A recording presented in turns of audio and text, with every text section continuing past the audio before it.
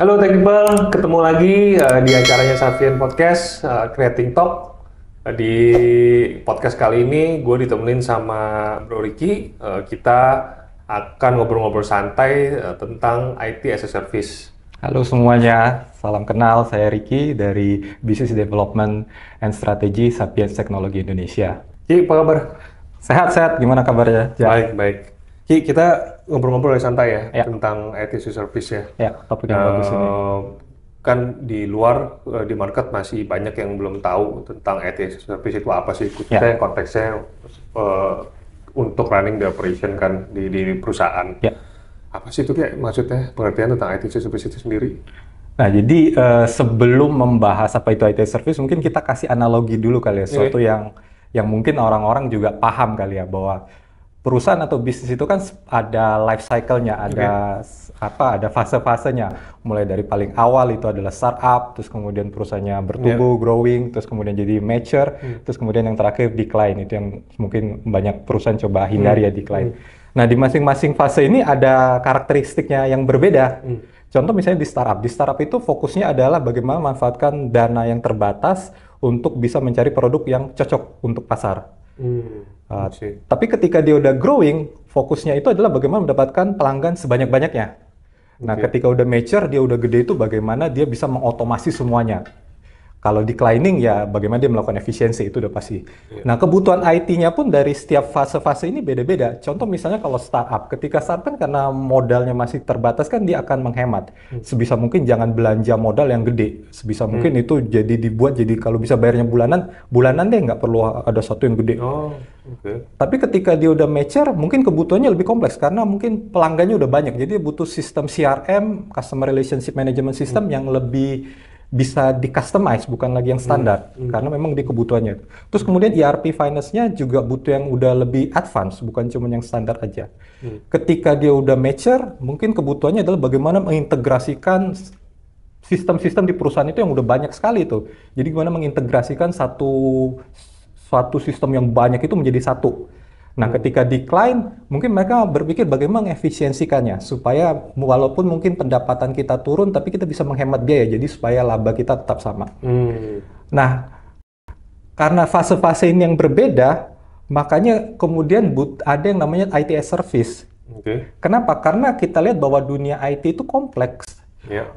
Seperti kita tahu sendiri, ada yang namanya sekarang ada cloud computing, Ya. ada yang namanya network, Ya. bahkan yang sekarang lagi happening itu ada namanya cyber security, Ya. data analytics, itu baik machine learning atau artificial intelligence, Ya.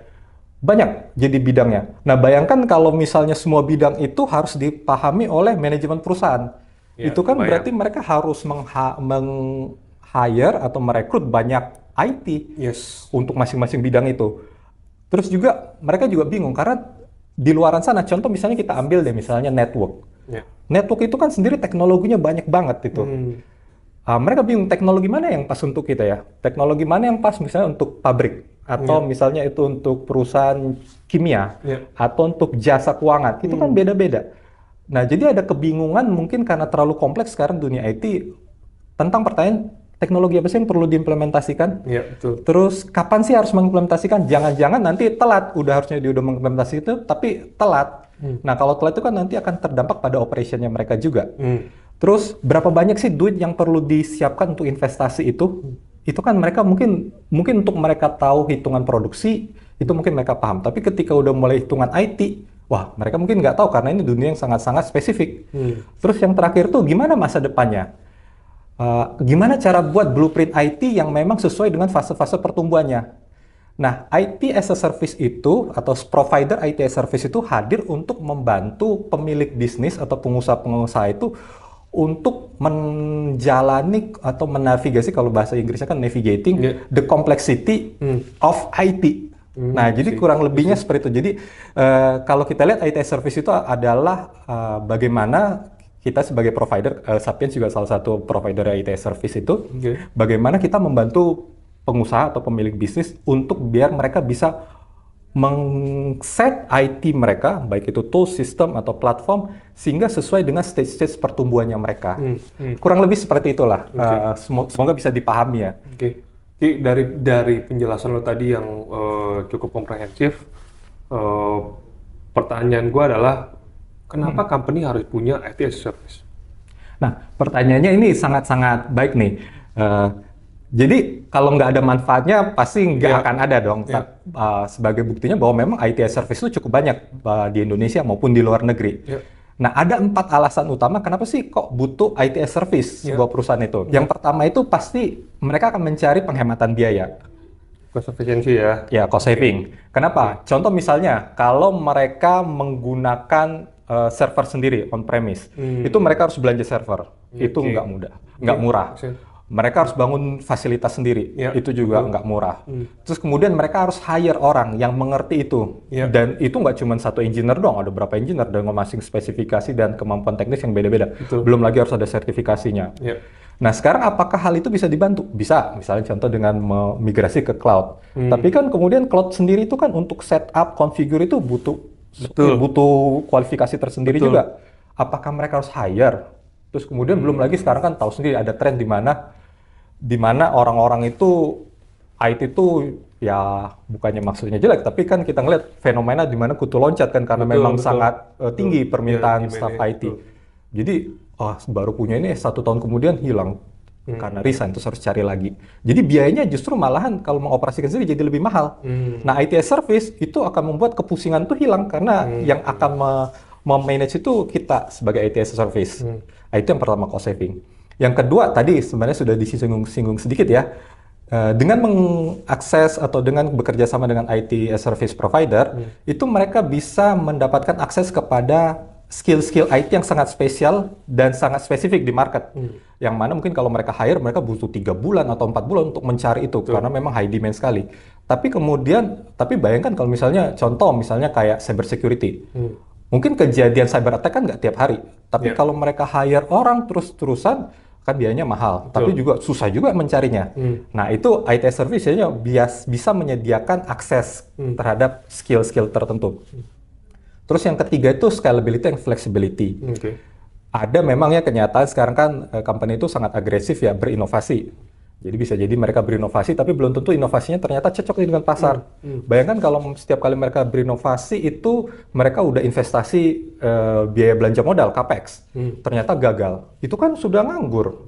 Nah, jadi scalability dan flexibility itu bisa diberikan sama IT service karena biasanya kontraknya pendek-pendek. Bisa 1 tahun, bisa 2 tahun, tapi cukup pendek sehingga tidak membebani perusahaan itu. Terus yang keempat itu dengan kombinasi ketiga tadi, 3 hal tadi, 1, 2, 3, perusahaan itu bisa fokus pada core bisnisnya sendiri. Jadi kalau itu adalah perusahaan fintech, dia bisa fokus pada fintechnya. Yang lainnya di-manage sama IT service provider. Kalau dia adalah perusahaan manufacturing, dia bisa fokus bagaimana menemukan produk yang kualitasnya bagus.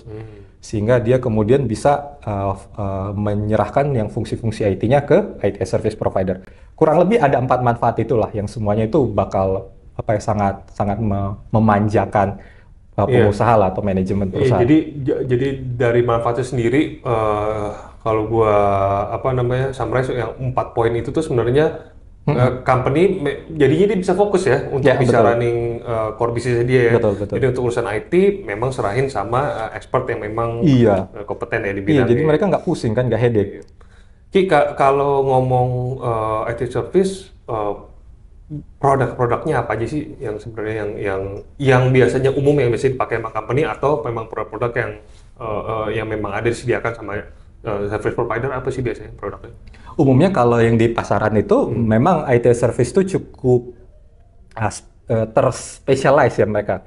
Jadi memang ada yang cukup komplit menyediakan hampir semua kebutuhan IT itu ada. Ada yang sangat spesifik di kebutuhan-kebutuhan tertentu. Jadi mereka memang sangat menspesialiskan dirinya mereka ke sana. Tapi secara garis besar IT service itu bisa kita bagi menjadi kurang lebih 5 lah ya. Yang pertama itu digital workspace. Digital workspace itu tentang kita nih sebagai user, jadi tentang device kita ini, misalnya laptop, terus protection di dalamnya ini, jadi antivirus dan sebagainya di sini. Terus kalau misalnya laptopnya ini bermasalah, troubleshoot, service desk itu di sini. Terus yang kedua itu soal IT infrastructure atau kita sebut juga cloud atau server. Itu mulai dari bagaimana mereka migrasi dari yang tadinya mungkin mereka semuanya adalah di physical server, migrasi ke cloud itu juga. Terus bagaimana mereka melakukan backup, karena backup kan sekarang penting banget nih dengan sekarang seringnya ada serangan-serangan, apalagi kayak kemarin ransomware ada di Indonesia kan lagi rame itu, backup itu sangat penting sekali. Terus ada yang ketiga cyber security. Nah cyber security ini juga banyak nih sekarang udah mulai kompleks nih penawaran-penawaran cyber security. Itu juga bisa penetration testing, bagaimana memberikan awareness pada karyawan. Apalagi karyawan itu adalah lini terdepan dari pertahanan perusahaan. Jadi bisa jadi canggih nih tools-nya atau pertahanan. Tapi kalau karyawannya sendiri nggak kita educate, itu juga bisa rentan. Terus yang keempat itu adalah digital application atau ERP, contohnya itu. Terus yang kelima adalah network. Nah kurang lebih adalah 5 area ini yang umumnya ada untuk IT as a service. 5 itu Sapiens cover semua nggak? Jadi Sapiens ini cukup berpengalaman karena Sapiens ini terbiasa menangani klien gede. Jadi beberapa klien gede yang udah tahu seperti Kideko, Petrosi, Tripatra itu kan klien-klien gede juga. Jadi karena kebutuhan klien gede ini, jadi kita memang sudah memiliki capability, kemampuan untuk melayani 5 area tadi. Bahkan bukan cuma baru memulai, tapi kita udah terbukti. Klien-klien kita cukup puas dengan performa kita melayani mereka. Ki, kalau gue sebagai owner perusahaan gitu ya, terus gue mau pakai jasanya IT service ya, pertimbangan-pertimbangan apa aja sih Ki, yang mesti company tahu supaya mereka tuh nggak terlalu bias untuk milih pelayanannya untuk si IT service sendiri. Jadi pertimbangannya akan beda-beda tergantung dari scope yang akan diambil sama pemilik bisnisnya atau pengusaha ini ya. Contoh misalnya kalau terkait dengan device nih, pertimbangan yang paling umum itu adalah pasti soal biaya juga nih, minimal biaya dan layanan. Contoh misalnya dia punya 100 karyawan nih, perlu menyediakan 100 laptop. Jadi dia harus bertanya apakah dengan saya membeli 100 laptop akan lebih baik ketimbang saya merental dari IT service provider 100 laptop. Kenapa? Karena kalau merental kan dia biayanya bulanan. Dan bisa jadi lebih murah ketimbang kalau dia beli sendiri 100 laptop. Kenapa? Karena ketika dia beli 100 laptop, ini dia nggak cuma beli 100 laptop, dia harus ngurus warrantinya. Kalau ada yang rusak, dia harus punya service desk dedicated untuk troubleshoot kalau misalnya ada masalah. Nah, sementara di sisi lain kalau dia merentalkan itu, dia bayar fix nih, bisa terprediksi lah setiap bulannya berapa yang harus dia bayar. Terus sudah aja di dalamnya itu juga termasuk dalamnya kalau ada masalah, ada service dari si ITS provider ini, dari kita juga Sapiens, untuk men-troubleshoot ini. Contoh lain nih misalnya, kalau misalnya service desk-nya lagi sakit, atau lagi cuti, nah terus ada problem, ya kali masa operationnya terganggu, terhenti. Betul. Atau kalau misalnya mereka yang cukup konvensional, mereka misalnya ke tempat troubleshoot atau service center, misalnya di mall, gitu ya. di mall, misalnya di mall atau di ITC lah, ITC, itu kan mereka harus bawa, itu kan udah 8 jam pekerjaan terhenti. Tapi kalau misalnya pakai IT service bisa di remote dan kemudian bisa diperbaiki. Jadi itu juga dipertimbangkan. Contoh misalnya DevOps, mungkin perusahaannya lagi aktif membangun aplikasi-aplikasi kan ya. Tapi kemudian DevOps itu kan misalnya kalau misalnya sebulan itu kan nggak selalu dia akan dimanfaatkan terus. Ada masa-masanya dia di mana akan idle atau low lah, load kerjanya. Tapi kan tetap bayarannya kan sama. Nah sementara kalau itu di share, misalnya dia pakai jasa IT service provider, apa yang terjadi itu kan DevOps ini akan dipakai banyak pihak dong. Jadi yang di-charge ke per kliennya akan lebih murah. Dan dia nggak perlu pusing kalau misalnya resign atau sakit atau cuti. Karena DevOps-nya adalah bukan tentang orang ini, tapi perusahaan providernya ini akan bertanggung jawab untuk menyelesaikan pekerjaan itu. Contoh lain cyber security misalnya. Cyber security kalau dia harus melakukan sendiri, membangun sendiri capability-nya, terus kemudian mencari sendiri sourcing untuk protection-nya, itu kan bakal lama. Belum lagi kalau dia beli perpetual ternyata ada yang terbaru, yang lebih canggih, dia udah terlanjur invest berapa miliar untuk ini. Sementara kalau dia pakai IT service, dia bisa cuma kontrak 1 tahun. Terus kemudian setelah 1 tahun dia akan ngeliat mana yang lebih canggih, yang lebih cocok. Mungkin kebutuhan dan kompleksitasnya bertambah. Jadi bilang, aku berhenti deh, yang langganannya aku butuh yang ini. Akan bisa disesuaikan. Terus, misalnya contoh digital application. mungkin ini perusahaan udah cukup bertumbuh ya, jadi dia nggak bisa lagi pakai standar-standar ERP atau standar CRM karena loh kebutuhannya udah sangat-sangat kompleks. Nah, apakah dia perlu meng-hire, merekrut sebanyak itu developer, engineer, dan semuanya? Yang mana itu kan butuh waktu. Ya kalau kualitas kerjanya memang sesuai dengan apa yang diinginkan. Lah, kalau dia pinta ke IT service provider untuk menyediakan itu, dia hanya perlu ke perusahaan ini. Karena perusahaan ini yang akan ngatur berapa load kerjanya. Yang jelas, pokoknya ketika kesepakatannya deadline segini, di deliver, handover, ya handover. Itu aja yang perlu. Jadi kan nggak perlu pusing lagi untuk melakukannya. Terus yang terakhir misalnya network. Kita tahu kan kalau misalnya itu perusahaannya size areanya gede, misalnya pabrik itu kan gede ya. Atau misalnya kalau kantor tapi kantornya banyak lantainya. Atau misalnya perusahaan yang banyak cabangnya. Itu kan butuh network. Apakah dia akan hire network engineer untuk semua itu? Jadi kalau cabangnya ada 100, apakah dia akan hire banyak 100 untuk handle itu? Berapa banyak? Nah, kalau dia menyerahkan itu ke managed service network seperti yang disediakan sama kita, ITS service provider, dia nggak perlu melakukan itu. Dia nggak perlu pusing rekrut, dia nggak perlu pusing training, dia nggak perlu pusing untuk cari replacement. Dia cuma perlu kontak kita aja. Kalau ada masalah, tinggal call. Semuanya diatur, semuanya beres troubleshoot-nya. Nah, jadi balik lagi ke pertanyaan, apa yang perlu dipertimbangkan? Memang akan spesifik pertanyaan masing-masing. Tapi kalau bisa disimpulkan adalah satu, harusnya biayanya lebih murah daripada kalau dia manage sendiri. Yang kedua, layanannya harusnya lebih baik daripada kalau dia manage sendiri. Kalau dua ini tidak tercapai, ya mungkin harus shopping lagi mencari IT service provider yang lain. Nah, untuk Sapiens sendiri, kita juga punya jasa di mana bisa konsultasi dulu sebelum memutuskan apakah ini layanan yang tepat atau enggak. Jadi silahkan nanti menghubungi kita, Sapiens, nanti ada di nomor tertera. Nah, bisa mulai dengan konsultasi tentang kebutuhannya apa, terus bisa bicara tahu, biaya mungkin juga bisa terbuka, transparansi berapa biaya yang sekarang dikeluarkan, dan kita nanti akan coba cari solusi seperti apa yang memang cocok dan bisa menghemat bagi perusahaan itu. Kurang lebih seperti itulah. Itu penting banget tuh, Ki. Nah, ini mungkin banyak juga tech people di luar sana yang penasaran nih untuk kalau mereka misalkan mau pakai jasanya IT service-nya dari Sapiens sendiri. Kalau di Sapiens sendiri, untuk IT service sendiri, kita bisa mulai kerjasama tuh untuk jangka waktu ya.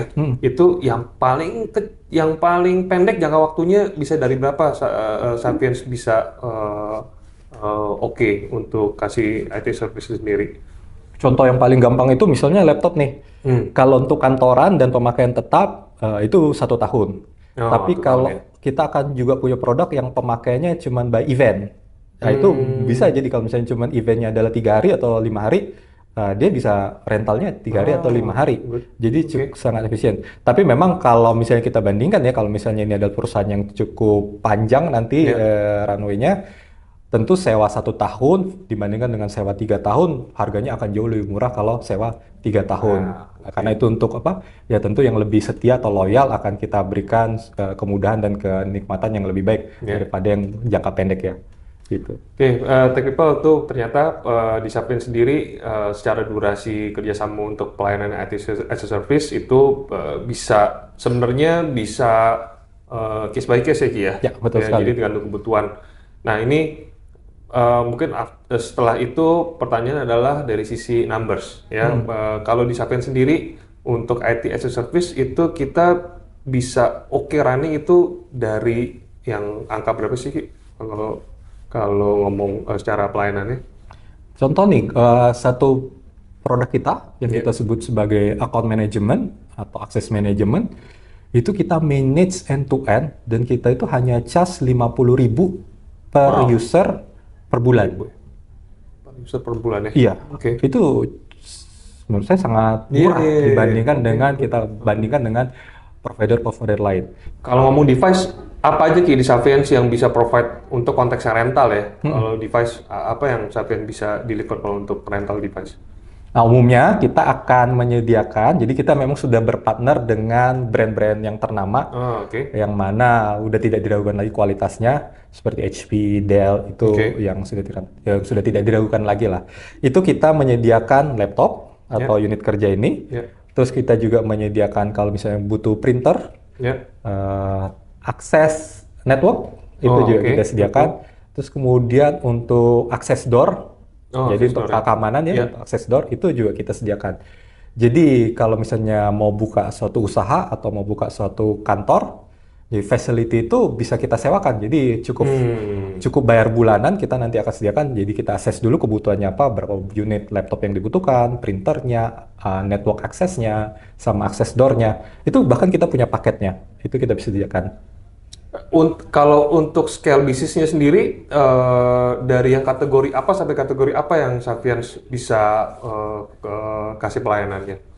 Kita itu memang terkenalnya di large enterprise, di Oke. enterprise gede. Oke. Tapi dengan sekarang dari mulai 5 tahun yang lalu atau lebih dari 5 tahun yang lalu Ya. kan booming tentang startup, Ya. di mana bisnis bermunculan, kita juga bahkan membuat suatu solusi sendiri Ya. untuk startup. Oh, siap tuh. Jadi startup yang baru-baru, yang mungkin usianya baru kurang dari 1 tahun pun kita juga memiliki spesial produk untuk itu. Jadi sekarang kita punya lengkap mulai dari startup yang medium sampai pada yang large enterprise Oh. kita juga punya. Nah, itu Tech People ternyata disiapin sendiri untuk kategori scale bisnisnya dari startup sampai large enterprise kita semua bisa cover dan deliver itu semua. Ya, Eh, Ki, gua rasa itu dulu cukup ya, ya. Thank you udah ya, bisa sharing-sharing tentang IT as a Service dari sisi business development komersial. Nanti nextnya kalau dikasih kesempatan lagi kita ngobrol yang lebih deep lagi, lebih detail ya. gitu. Jadi buat tech people semua di luar sana yang mau tahu pelayanan tentang IT as a Service di Sapiens sendiri bisa drop email di emailnya kita hello@sapiens. Nanti akan ada timnya yang bisa menjawab semua pertanyaan dari tech people itu semua. Thank you Ki, sampai ketemu lagi. Oke, Ya, thank you. ya, Thank you, thank you bye. semua.